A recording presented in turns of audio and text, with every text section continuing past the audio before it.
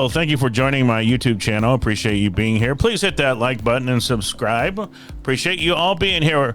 All right, let's get started. Want to make this quick and easy. I'm going to talk to you about the Xhorse Mini OBD Tool. I had a problem with trying to do the 1.5 update. A lot of other people also had the same problem. Maybe you're having the same problem, and that's why you're here. All right, let's get into it. First off, if you're going to download the update, you need to turn off all your spyware, all your malware, all your antivirus, your Windows Defender. Turn everything off. Go into your settings, turn everything off.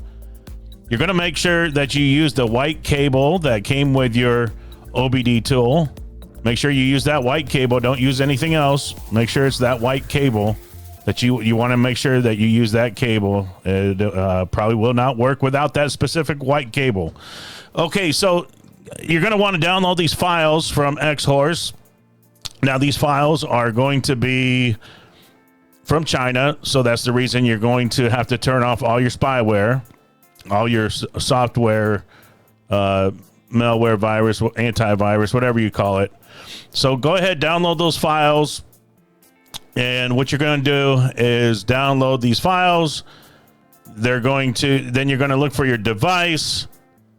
Now, remember, you're going to use that white cable, plug that white cable into your OBD tool, and that'll power it up. That'll start to it'll see it, and you'll see the serial number pop up in the bottom left-hand corner.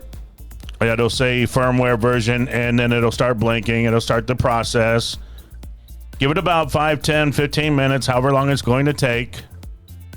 You're going to have to, sit there and wait it out, have a cup of coffee, do whatever, and enjoy the advertising. Okay, so once you get through all that, you'll see the lights come on. The lights will flash and blink and all that good stuff. And you might think that you're finished when this is all done.